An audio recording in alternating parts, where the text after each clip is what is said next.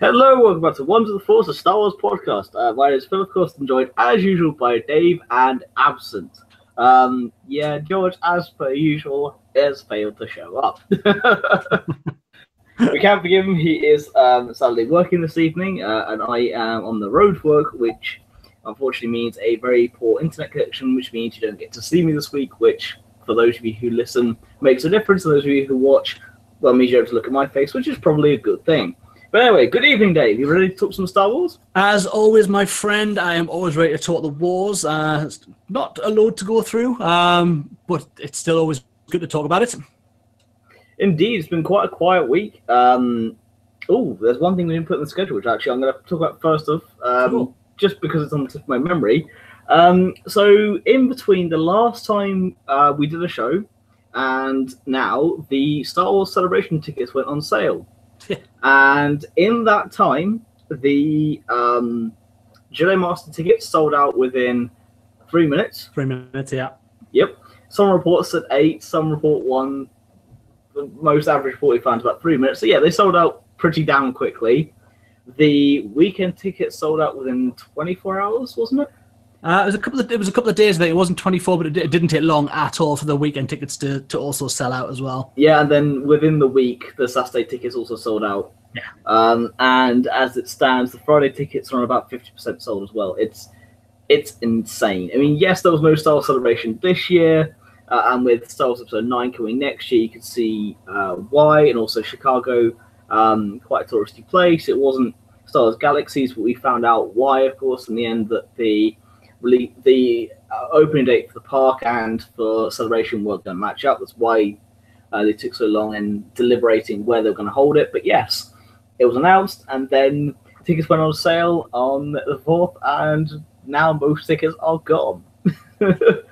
It's absolutely insane that, I mean, the VIP tickets always go massively quickly because it gets you early access, and you're going to get to meet the people you want to sign things, get your photos. You're going to be first in line for all of that. So you kind of expect those to go quickly. The weekend tickets, I mean, when we went to London in 2016, they were still available months after. About a month before they sold out. Yeah, so I mean, it was crazy to get them all the way up. So for them to go so quickly, for there to be this demand for this in a time when Star Wars fandom's probably at its ugliest and worst at the minute, just from some of the stuff that came up we talked about in the last episode where we ranted and things like that and got annoyed. But yeah, so it's a great thing that there's still all this interest in getting these tickets that have been snapped up so quickly. And for what they're saying is still the same amount of tickets they had for the last celebration there was. There's been a massive uptake on the tickets this year around. And it's a great thing. It's a shame that we're going to have a roving reporter out there. George has got the weekend tickets. Unfortunately, Phil was looking. I know you were looking at it, Phil, and once Saturday tickets went. I had to wait for a payday, and I had to then look into it all, and it just became financially unviable, especially when the weekend tickets sold out. And then to put it in perspective, it was going to cost an extra £60 to not do the preview day. So I was getting 4 days for £60 more, and it became financially unviable. And then, but as I said, the Saturday tickets sold out, and now it got to the point where there was no point pursuing that, and I cancelled my hotel reservation things. I'm not able to go next year. It's okay, life and things get in the way, stuff happens. However, we will have our own reporter, and we will be paying for him to bring an extra suitcase back full of goodies for us. He knows this, we have told him so, and he is okay with this fact. He says that now. I mean, once I tell him how much stuff I actually want brought back, he might have second thoughts. But so hopefully we'll have some great content, because normally what we'll do, if you've watched our channel at any time, when Celebration is on, we have a lot of shows. We do shows throughout.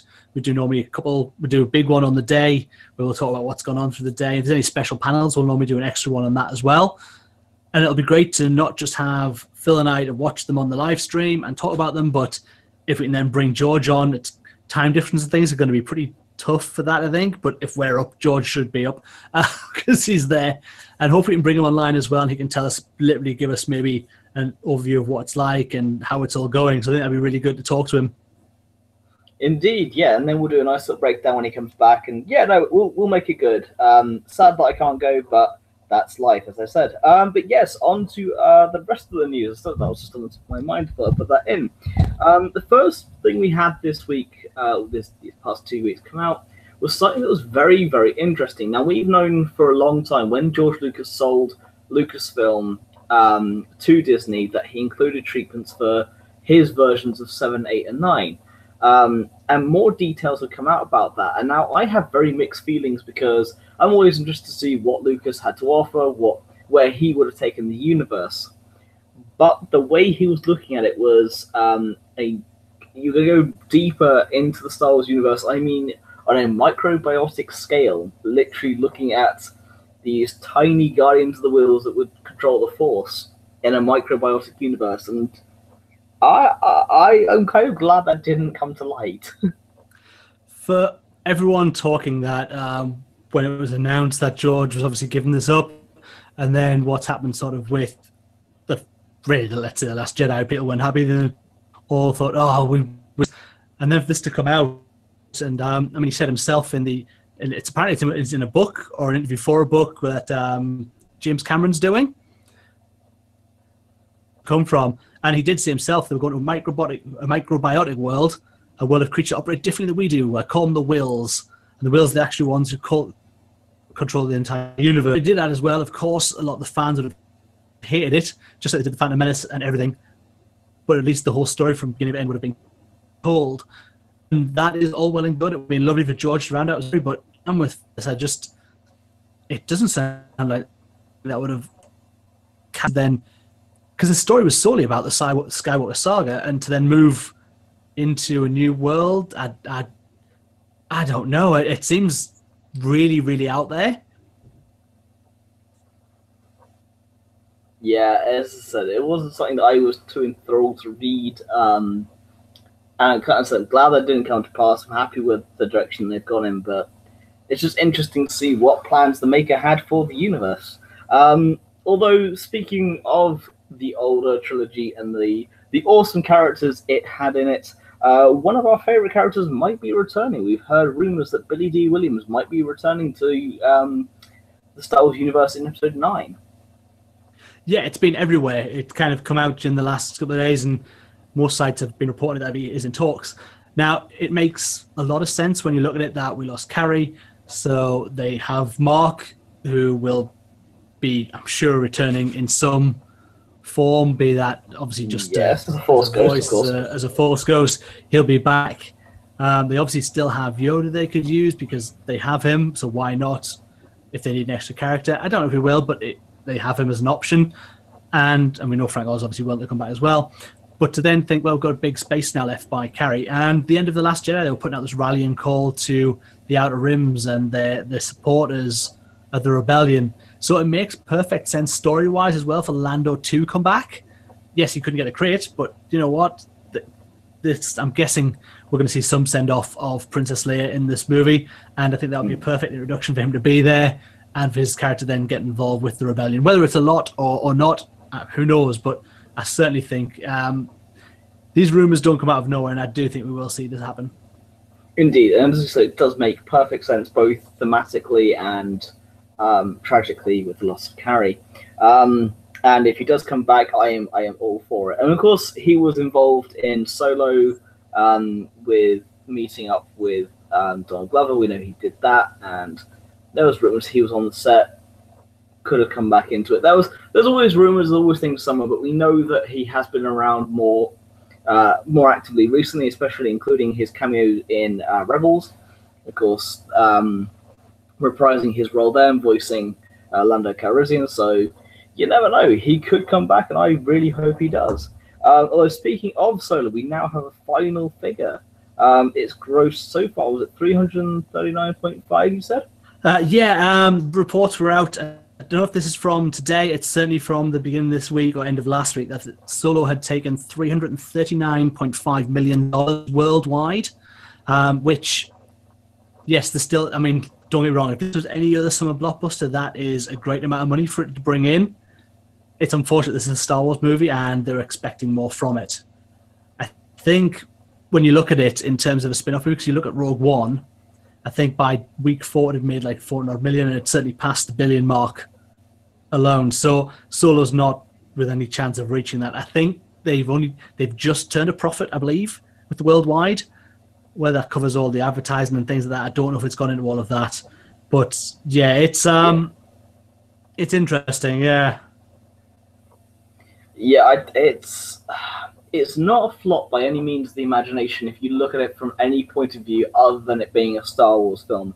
But for it to be a Star Wars film, success of The Last Jedi, Rogue One, Force Awakens, if you look at it in those perspectives, yes, it has done poorly. And for me personally, I think is a better movie than The Last Jedi. It's surprising. I've not heard a single bad thing from anyone who's seen it, and that's the most surprising thing when you consider the numbers versus the reactions. It doesn't add up. It's what we've said before, though. It's the poor marketing, the poor timing of the release. There's so many things they just got wrong that led up to its poor box office performance. But what will ultimately probably become more of a cult classic among the Star Wars fans. Absolutely right. I think there's no way this doesn't get, when it's out on release and people can see it on digital download and can get a Blu-ray, or somebody will pass them over a copy, or people will be gifted them. I think you will see big secondary market for this movie. I think it will get up there, especially in sales past things like The Last Jedi, which didn't have a great sales afterwards. It didn't have a great second market and sort of the downloads, things like that. Not massively anyway. That you expect, like Force Awakens had a huge turnover with that as well. And I think Solo will have a similar sort of thing, because at the end of the day, across the board, I've seen, in the way people have seen them, I think it's probably about 80% of fans who really enjoyed this film and like a 20% who are okay with it. It's turn off for the fans. If you watch this movie, especially if you've through, like, you've watched Clone Wars and you've watched Rebels, there's so much for you to take in that movie, and it's just, I think it's going to do really well when it comes to video. Still do them.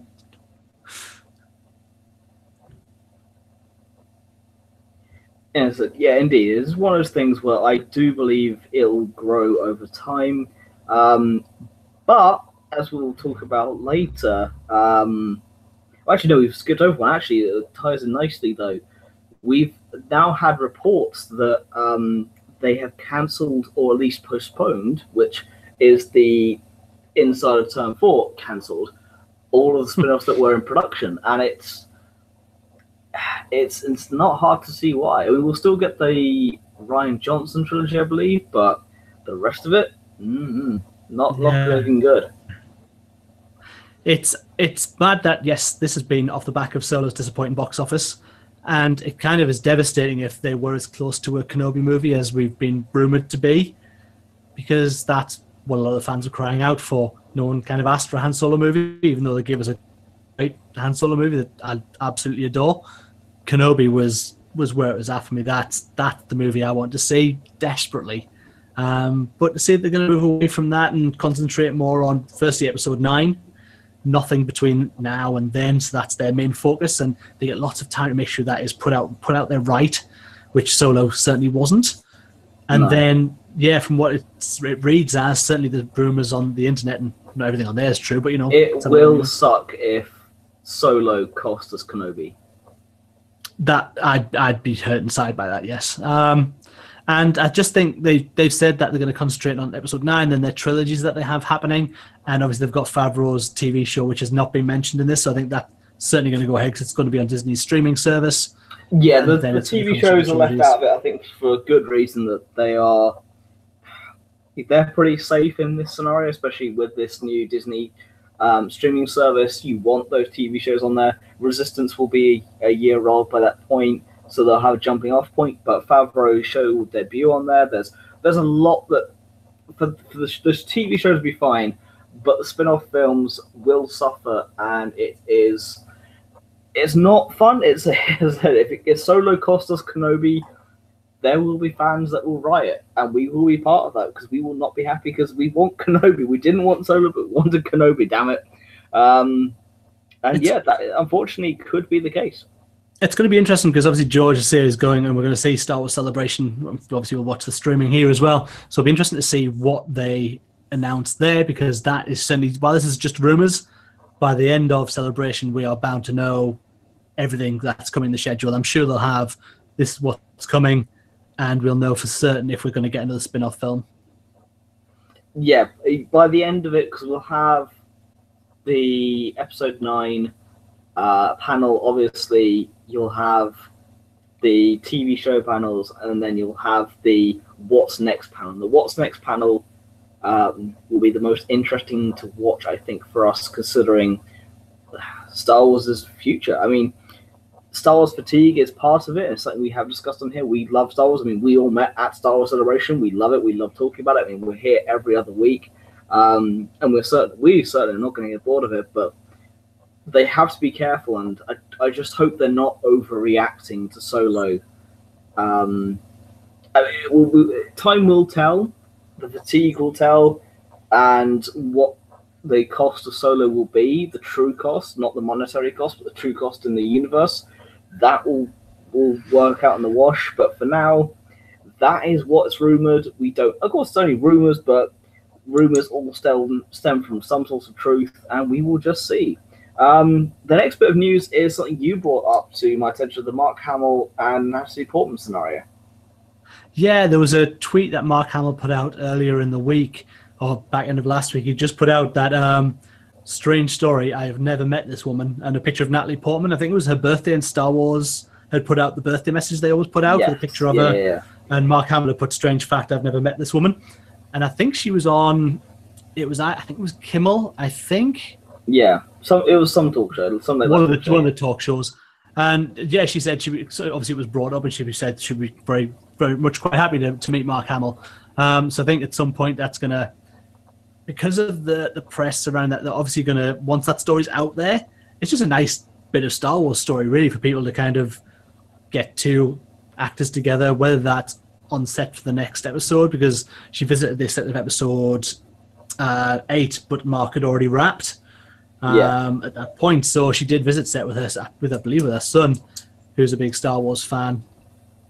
So that's great. So it's just a nice piece about getting these characters, especially prequel trilogy and original trilogy, and getting them out there for the fans. I think at the minute the fans need a bit of reassuring around Star Wars. Indeed. So that's a fun little piece. And the other one we then have, the last bit of just a normal news we have, is the Steelbook art for Solo has been leaked, or at least the preview image for it has. I like it. George was not particularly happy. It's strange with the Steelbooks, because you get a lot of different places releasing, and they're not always the same art, where you get different people who have variations on it. You kind of see this, I think it was, I don't know if it was a Walmart exclusive, it was certainly a Target exclusive, something like that. Yeah. So it was nice to see it, and obviously we've still got no set street date for when Solo will hit yet. I'm guessing the back end of the year, maybe, although, was it now? We're in July. Yeah, so we're nearly in July already, so maybe ready for the Christmas lead up? No, I'm reckoning September.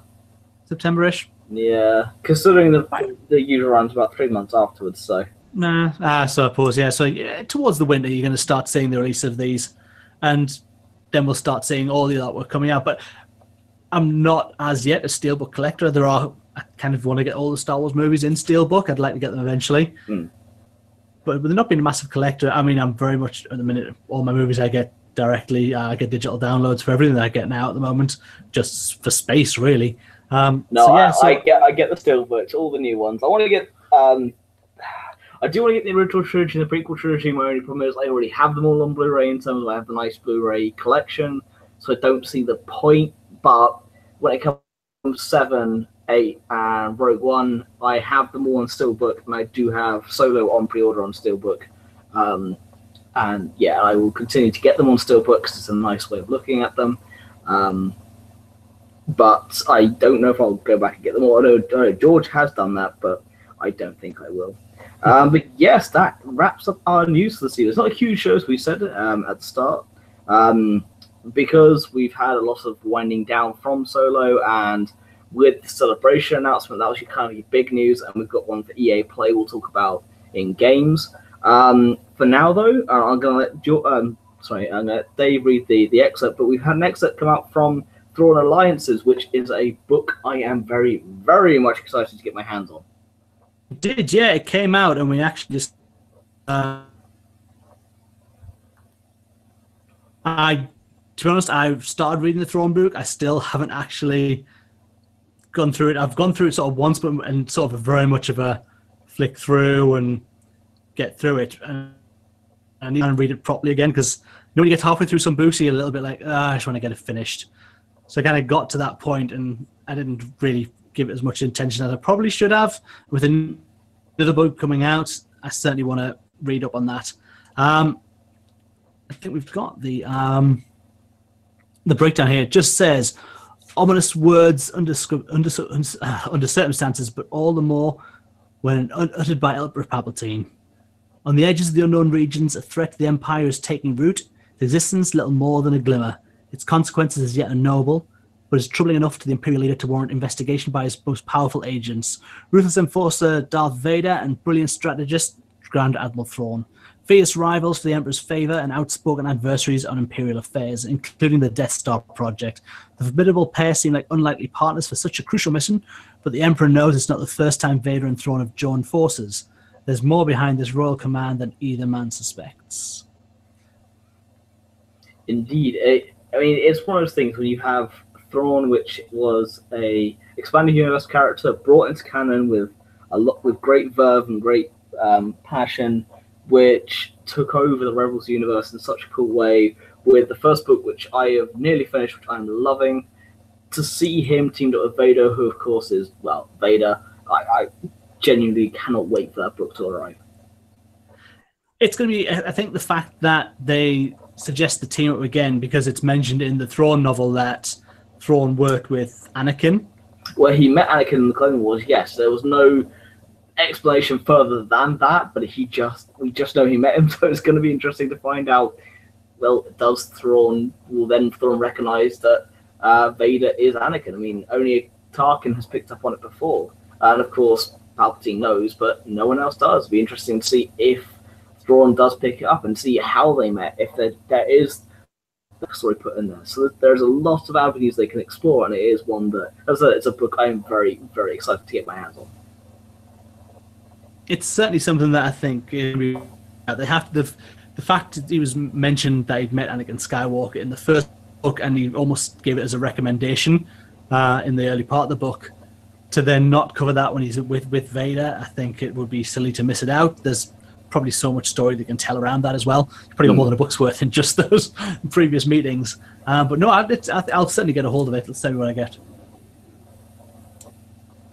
Yeah, no, it is. That's why I'm very, very excited to get my hands on. But then again, that's it for Star Wars. I mean, until SDCC, sorry, we won't really hear much, because SDCC is usually where they get the big book and comic book announcements, so we'll wait to see from them. However, though, going on to Toy Shelf, we have a lot of SDCC news to bring you. Again, I'll let Dave take it with the Lego sets. I've not seen these. I've not really read too much about them, so I'll let him tell you about these. I saw these. These did come out yesterday. New Solo Lego sets have been, whether they're official or they've been leaked sets, I think it might be leaks as of now, but it's going to be the Convex Transport and the AT Hauler from Solo. Both really nice sets as well. Obviously, you get two parts of the train for the Convex Transport, and you get obviously the AT Hauler. It's quite a big set, the AT Hauler. Both great sets. The AT Hauler will look really nice as well. It looks, if you get a chance to have a look, I'll try and get the images onto our Facebook page after I finish this and get it up there, so you can have a look at those sets. Getting a lot more of the minifigures that go with Solo, so that'll be really good as well. And as far as the Lego goes as well, while we're on it, there's going to be an SDCC exclusive. They normally do like a mini box of Lego exclusive for the San Diego Comic-Con, and this last time it was the detention block with the little Han Solo, little Luke, and this time it's actually going to be the cockpit of the Millennium Falcon. Looks like it's going to be Lando's Millennium Falcon. There's a lot of yellow in the background, so I think it's Lando's cockpit, but it is a Han Solo and a Chewbacca figure that you get in it, so it's obviously young Han Solo that you're getting, and that's the SDCC mini bag collectible for Lego. And unfortunately, knowing SDCC and Lego. If you try and get your hands on one, if you're not there, will cost you 150 quid or more because for some reason they are insanely expensive. I mean, not when if you're there, you can pick one up. I think the last one was about $25. It wasn't a lot, but then it hit online and it started sort of 50, 60, 70, 80 pounds straight off. Yeah, the detention block sold for insane amounts, which, I mean, it was a cool little set, but it wasn't worth by the time they were finished, 150 quid. Absolutely not. No, it was nowhere near worth it, but Lego collectors be crazy. You know, they want that. And then, of course, again, more SDCC news. We've had the new Funko Pops announced, the new Clone Wars with 2 types of Ahsoka. You've got Anakin, you've got General Kenobi, and then the SDCC exclusive Cad Bane, which I really want because he's so pretty. I mean, there's also an SDCC exclusive Trooper as well. I can't remember the name of the Trooper. It's the bike Trooper from Solo, the Patrol Trooper, I think it is. But so you do get that as well. However, it's Cad Bane. I just want Cad Bane. We've been waiting a long time for Clone Wars to come to Funko Pops. Certainly, I mean, George was an avid collector, so he probably doesn't care about this bit. He's not so much now. He obviously sold off almost all of his Star Wars Pops. But myself, I've been dying for the Clone Wars to come out in these. I've got about 25, 30 Pops at the minute, and I've got the Rebels set, and I've been dying for Clone Wars to hit. The Obi-Wan and the Anakin in the armor are incredible. Yeah, you're right. There's 2 Ahsokas. There is a Hot Topic exclusive where when she first turned up, she just had the boob tube on. Yeah. Weird. And then her older self towards the back end of the series. Yeah. Awesome. Yoda. They already do the Fulcrum version as well, so you can have each version of Ahsoka. You've got Yoda, who looks just like Yoda. There's no real differentiation between the other models. He doesn't look that different. Yeah. And then, as I say, the exclusive, which I think is the one most people are going to want, and that is the Cad Bane figure, which, you're right, looks awesome. Yeah. Absolutely adore it. And yes, it'll be an SDCC exclusive, but hopefully there'll be an online market for that after. Hopefully some of them will get out. They don't seem to be very limited. Like the Qui-Gon Jinn they brought out a couple of years ago was limited to like 2,000 pieces worldwide. Whereas this one is no announcement for that. I mean, he's £400 on the second-hand market, whereas these will be on probably A1 or Kapow here in the UK, so watch out for that. Or Forbidden Planet, I mean, George is the expert for that one. We'll probably talk to him and try and get our hands on one if he still remembers his old ways, and he might even dabble himself. But yes, that concludes Pops. And then lastly, actually, we're going on to games, and we've had the Battlefront 2 announcement. Now, again, in between our shows, we've had the EA Play come out, and in that they said Clone Wars is finally coming to Battlefront 2 to, rapturous applause to the fact that we're getting Grievous and Kenobi and Anakin and Dooku, and it's all going to take a few months, and I want it now, but then I know they're just going to hurt me because, well, in the meantime, we've had the Solo season come out, and the Lando skin and the Han skin are like 16 quid each if you don't grind and get the in-game credits. It's just... EA giveth with one hand and taketh away with the other. It's typical EA, and it's no longer a surprise. Maybe when it first started, and after we've talked about this game till we're blue in the face, and it's just nothing was given that was promised from the start, and they're trying to get things out now that people have just lost interest in the game. Yeah, I mean, I've barely played in months, and it's just they lost me purely because they didn't deliver what they promised, and they had a license where it's 5 games. Well, 5 years they've had the license for now. Though, like almost a game a year we were promised, and they've done 2 games in 5 years. It's insane, really. And when you think Battlefront and Battlefront 2, it's not like they've pushed themselves to bring out different games. Yes, they gave slightly different modes in Battlefront 2 and a single player mode, which was fine, but it wasn't exactly a tough beat. No, Even I for must someone who's admit, not. I picked up the game after not playing it for 4 or 5 months, and I beat the campaign on the hard mode in 8 hours, and that was including a break of going to sleep. It was just like I played it for a few hours, went to bed, got up the next day, just completed the game. It was just like, where is the difficulty in this? It was just the story was good, but the hero levels were clunky, and the gameplay was just too short. And that's just criticism of the single player mode, less than the actual game itself, where they go, here there are our seasons, we're releasing these new modes which aren't permanent. You can only play them for a little bit of time. And when they do that, I mean, yes, it's free, but when you've paid, I mean, £50 or £60 depending what version of the game you bought, you expect a lot more. And yes, now it's not a surprise that they're letting us down. It's just become more of a disappointment. However, though, we did have one other announcement, though, which was Jedi Fallen Order. I think it was called, if I remember correctly. Oh, yes, this is the game they were talking about that is going to be set just after Episode 3 and the Purge of the Jedi. Yes. Now, this bring it up now, yeah. sounds like my bag. Now, what the best thing I heard about this is it's going to be a single-player game as well. It's not an online thing that they've said. This is going to be a straightforward, you get your game, you play through this game. And there's been a few shots of footage of people in motion capture fighting with lightsabers, and it's going to be interesting to see if this is going to be Darth Vader on the Purge or if this is you're playing the Padawan. The announcement that came out was Star Wars Jedi Fallen Order. It's set in the dark times where you play as a Jedi on the run. Basically, you are a Jedi running from the new founded Empire and their, well, what will probably be the Inquisitors, because you know it can't be Vader because you can't kill Vader. It's a good point. It does have flaws in terms of the end boss of the game, depending on who it is. You know if you win or lose just by who the boss is. However, though, it is a game that will be quite fun, I have to admit. It's a period of time with the hunt for the Jedi that I am very intrigued to see what they do with it.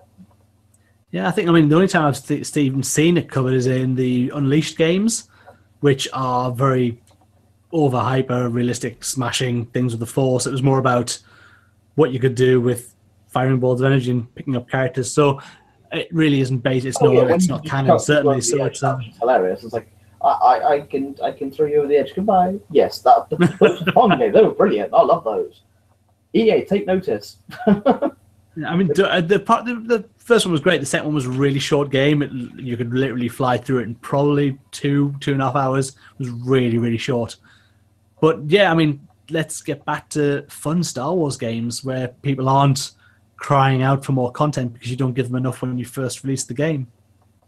Indeed. It's when you release an incomplete game and then you have... of course, growing up, we remember games where you bought the game and that was it.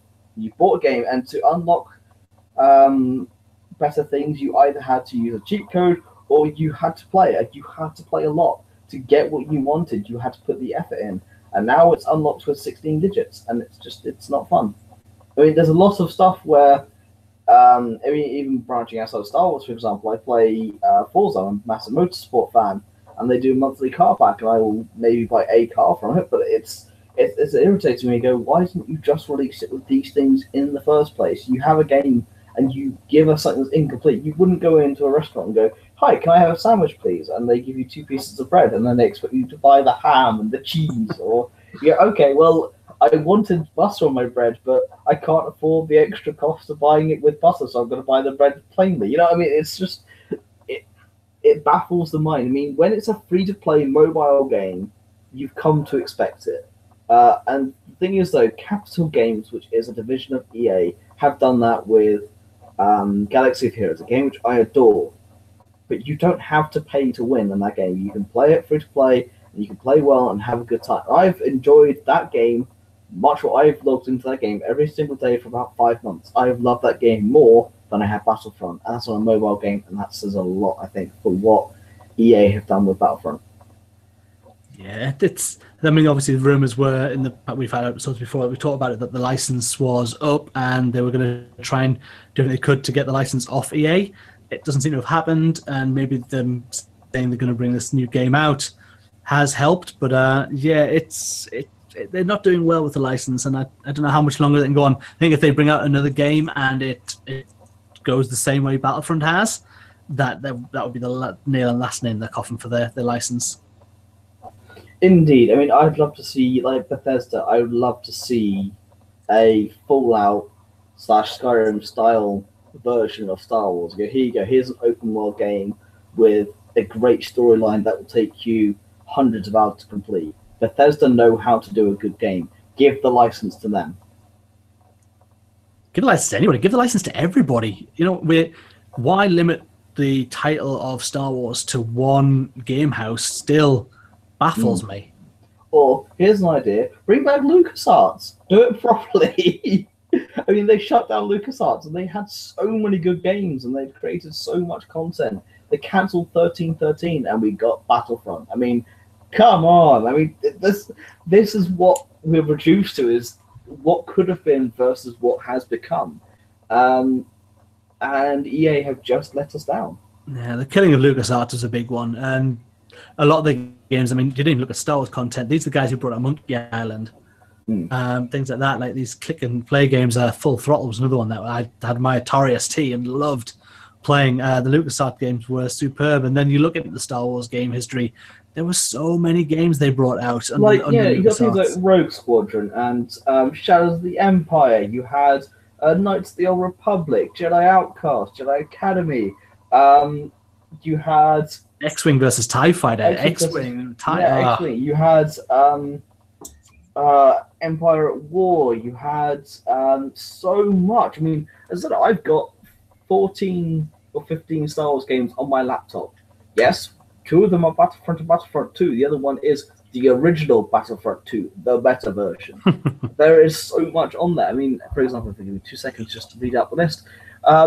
As this, Shadows of the Empire, you have Mysteries of the Sith, you have Jedi Academy, Jedi Outcast, Dark Forces 2.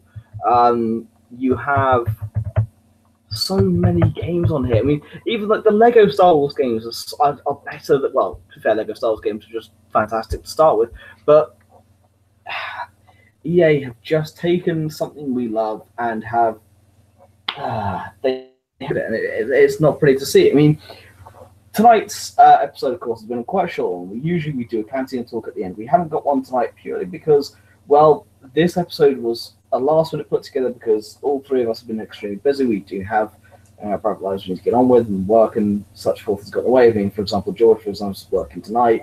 I didn't know if I was going to be able to make it tonight because of work, so getting the schedule together has been a difficult one. Now, we have talked about games we loved in the past on a different Cantina talk, whereas this one tonight, we're going to actually, we're going to flip on its head and go, instead of, we already have started this one, instead of EA having a license, what game would you like to see and why it shouldn't be done by EA? I mean, go on, Dave, yeah. I mean, I've always, since I was a very small boy playing on things like my Mega Drive, I always wanted a game where I played through the Star Wars series, like start to finish. Obviously, at that point, there was 3 movies to play through. You'd had very basic games, the Atari wireframe games, and a Return of the Jedi game that was literally a speeder bike and a Death Star level, and that was it. I always wanted a game that you could play properly through. And there's been attempts, like you say, Dark Forces, but that was very linear. You were stuck in what you actually did. I always want, and then, yeah, you got stuff that they tried to get there, but I just wanted one where it was actually in the game, so you're actually playing as the classic characters and played right through. I would love a game that took me from episode 1 and took me right through. And whether that happens, it might not ever come off, but I'd still love something that was based right through the movies.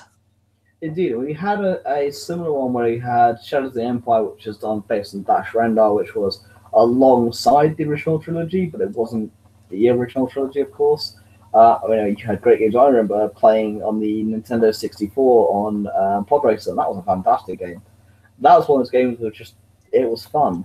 I mean, for me, I agree. I'd like to play the main series, but I think I would like to see a canonical original story set within the Star Wars universe. Doesn't matter what era it can be, prequels, original, or sequel era, but a game that is canonical, that's set alongside one of those trilogies, but ties in the way that when you then watch the films, you know the characters there, you know what they're doing. I like expanding on the universe, but in such a way that when you watch the films, you just get that extra. I mean, for example, when you watch Solo and you have the Darth Maul cameo, or Maul as he just is then, or Old Master as he will become, I had to explain it to my dad, but for us who've watched the Clone Wars and who've watched Rebels, that had such a deeper meaning, and I like that. I quite like those deeper meaning cameos and the deeper meaning Easter eggs. So for me, I'd quite like a game that was set in the original, as original story, but set that was canonical, that you could tie in quite well, like the books and the comic books, but a character maybe that could then cross over into the books, into the comic books, maybe end up in a TV show or something. Just something that you could set alongside with that, so you could expand their universe, but in a way that gives you an authentic original experience. There's so much scope for these games, and that's why I said just before that why keep the license? And I'm guessing it's probably down to cost, it's probably down to money. I'm guessing the Star Wars license isn't cheap to have, but no. It would be nice if it could be just given out to some of the smaller game houses who would probably put way more effort into a Star Wars game than we're getting.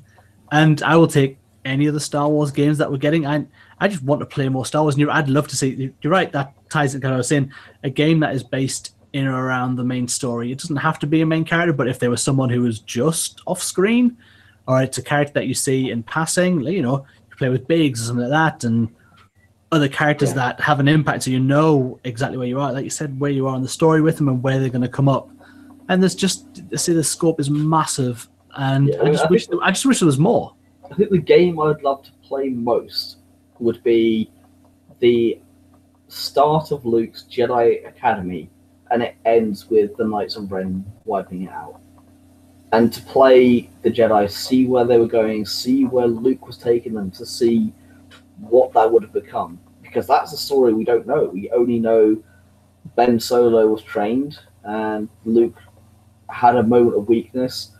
I mean, everyone's human, but the most human moment of Luke's life cost him his nephew, which is one of those things, again, going back to The Last Jedi, you do end up seeing, and I originally didn't like what they'd done with Luke, but the more I look back, the more I see where Ryan was going with that. I know that JJ will fix it in a way and he'll bring it all together nicely, but when you go back at it, everyone's human, everyone's fallible, and the moment that Luke Skywalker was most fallible, it cost him what he held dearly, and it is a nice moment to see now. But yeah, to see Luke's Academy, that's what I would love. I mean, Luke was my favorite character growing up, with Vader being a close second. I just love the Star Wars universe, obviously, but to have that would be a story that I would love to see. Awesome. Indeed, and I think that actually wraps up for this evening. As we said, it's a very short show, very quick show, but it was one that we've had to throw together at the last moment purely because life's getting away. It would have been even shorter because this was literally, at one point, this was just going to be me. Yes, this is true. And managed to get finished work on time to actually be here as well. So it would have been an even shorter show than it's been today. But I think it's been nice. There's not a lot of news out there. We'll report stuff that comes out. I've been a bit loose on the social media side, so I'll try and get caught up with a lot of that. The Funko Pops are up on there if you want to have a look at those. So thank you so much for coming on board, everybody who's been here. Indeed, thanks for everyone who's joined. Thanks, of course, either for watching or listening later on iTunes or SoundCloud. Don't forget you can like us on Facebook. You can find us on Ones to the Force. You can find us on Twitter at The Force Podcast. You can find us on Instagram. What is our Instagram handle, Dave? You know it's Ones of the Force. It's Ones underscore with underscore blah, blah, the Force. Yeah. Ones of the Force, you'll find us. Exactly. So you can find us all on social media. Follow us there. We'll give you our updates. We'll tell you when we're going to be on air. Thanks for just joining us. I said this is a chat that we love having anyway, but we love to include everyone. So thank you for that. We have much more planned in the future. This has just been one of those episodes where life gets in the way. But I think that's about it. Any more you want to add, Dave? Or no, just again, like you've just said, just a massive thank you to everyone who's joined us. Thank you very much for Matt, who's been commenting in the YouTube comments as well. So thank you. It's really nice that people join us on these videos, and hopefully you'll get a few more viewers, a few more subscribers coming in. Indeed. So, yes, don't forget to like, share, and subscribe. We've been One to the Force. May the Force of us be with you. Good night.